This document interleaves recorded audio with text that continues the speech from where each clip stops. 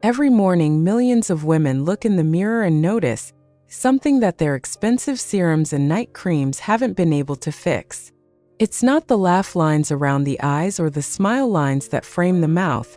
Those are maps of a life well lived. No, it's those other lines. The faint, vertical creases on the cheeks, the deeper etches between the brows, or the lines fanning across the décolletage. We gently touch them, wondering where they came from, and why they seem a little deeper today than they were yesterday. We've been told our whole lives that aging is about genetics and sun exposure, but there is a powerful overlooked factor that works on our skin for 8 hours every single night. And understanding it can change everything. I'm Dr. Emily Hart, and for over 15 years, I've had the privilege of helping women navigate the beautiful and sometimes challenging changes in their bodies with clarity and compassion. This channel is a space for us to learn together, to feel seen, and to embrace our vitality at every age. If that sounds like a community you'd like to be a part of, take just a moment to subscribe. And I would so love to know who I'm speaking with today. Tell me in the comments, where are you watching from? It brings me so much joy to see where this community of strong, vibrant women comes together. Today, we're going to talk about one of the most surprising secrets to maintaining youthful, resilient skin well into our 60s, 70s, and beyond. It has nothing to do with a new cream or a costly procedure. It has everything to do with how you sleep. We're going to uncover the truth about sleep wrinkles and, more importantly, what you can do about them, starting tonight. Let's begin by understanding the real culprit. We often confuse sleep lines with expression lines, but they are fundamentally different. Expression lines, or dynamic wrinkles, are caused by muscle movement over many years. Smiling, frowning, squinting. They are the beautiful evidence of our emotions. Sleep lines, however, are caused by compression. They are formed when your face is pressed against a pillow, night after night, in the same position. Think of it like folding a piece of paper. The first time it bounces back. But if you fold it along the same crease again and again, a permanent line begins to form. This can be a source of deep frustration. I had a patient, let's call her Carol, a wonderful 68-year-old woman with a passion for her garden and 2 lovely grandchildren.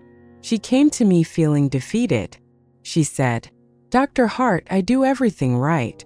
I wear sunscreen, I eat well, I use a good moisturizer. But this one deep line on my left cheek, it just won't go away. It makes me look tired, and it's the first thing I see in photos." Carol felt like she was fighting a losing battle, and it was beginning to chip away at her confidence. The science behind what Carol was experiencing is actually quite simple. Our skin has 2 critical proteins, collagen and elastin. I like to think of collagen as the mattress. It provides the firm, plump structure. Elastin is like the springs in that mattress. It allows the skin to stretch and snap back into place. As we move past menopause, our bodies produce significantly less of both. Our skin's mattress becomes a bit thinner, and the springs lose some of their bounce. So when our face is compressed against a pillow for hours, the skin folds. In our younger years, the robust collagen and springy elastin would smooth that fold out almost instantly. Now, with less of that foundational support, the skin doesn't bounce back as easily, and over time those temporary sleep creases become permanent wrinkles. Carol's persistent line was on her left cheek because, as she realized, she had been a dedicated left side sleeper for over 50 years. The first, most powerful solution is awareness. I invite you to become a gentle detective of your own face. Tomorrow morning, before you do anything else, go to the mirror. Look closely at your skin. Do you see any faint vertical lines or crinkling on your cheeks, your forehead, or your chest? Notice which side they are on. This simple act of observation is the first step. It's not about judgment.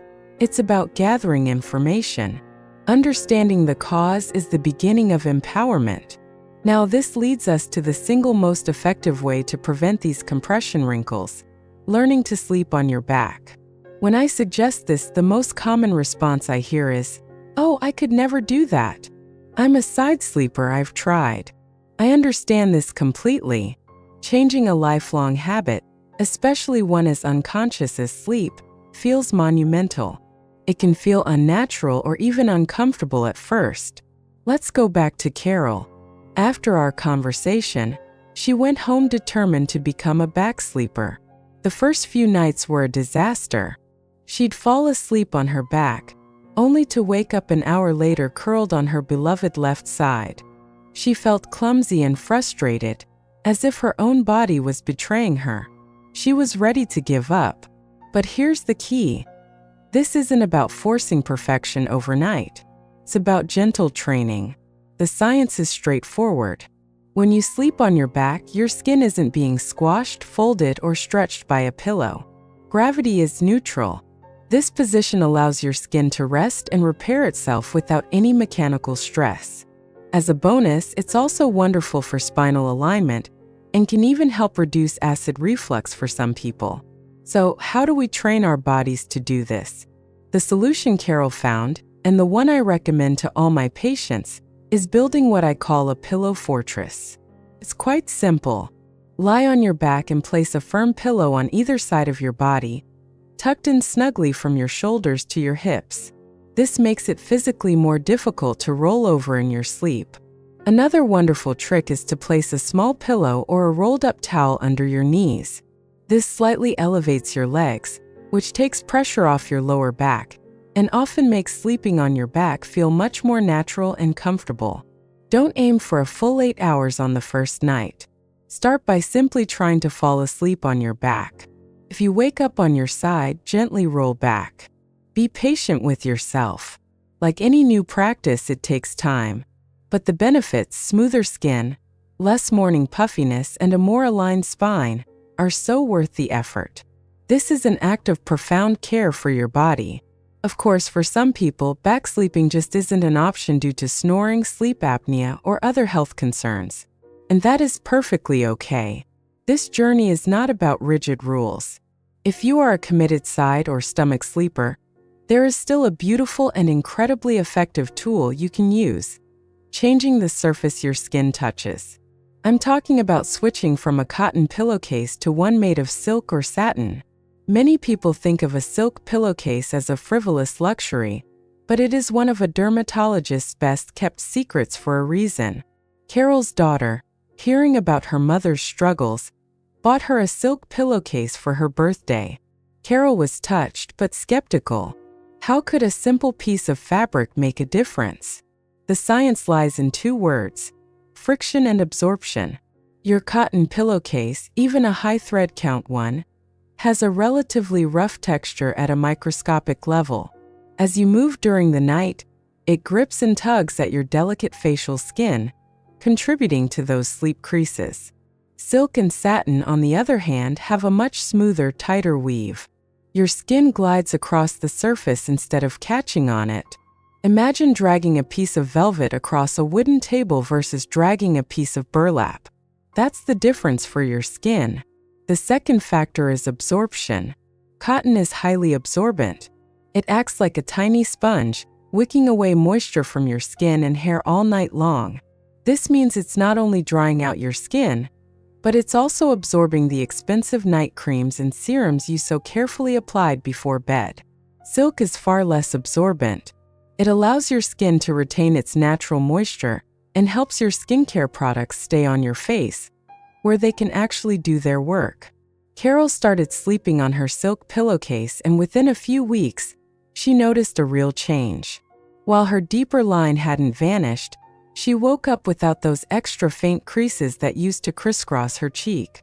Her skin felt softer and more hydrated in the mornings. It was a simple, passive change that made a tangible difference, and it made her feel wonderful, pampered, and proactive at the same time. This is an act of kindness you can give yourself every single night. It's a small investment that works for you while you rest, supporting your skin's health and resilience. What we've talked about today isn't about chasing an impossible standard of youth or erasing the lines that tell your story. It's about understanding your body with compassion. It's about making small, gentle adjustments that honor your health and allow you to feel your most vibrant, confident self. You have spent a lifetime caring for others. Now is the time to turn that same deep well of care toward yourself. Your body is a remarkable vessel that has carried you through decades of love, challenge, and wisdom. The lines on your face are a testament to that journey. Your smile lines hold your joy, and the lines around your eyes hold your laughter. But your sleep should be a time for restoration, not for creating new creases. You have the power to make your rest a truly regenerative process for your mind, your body, and your skin. I would love to continue this conversation with you. In the comments below, please share one small act of self-care you practice that helps you feel good in your own skin. Whether it's a walk in the morning sun, a cup of herbal tea before bed, or a moment of quiet reflection, your wisdom can inspire someone else in this beautiful community. Thank you for spending this time with me today. Be well, be kind to yourself, and I look forward to seeing you in our next video.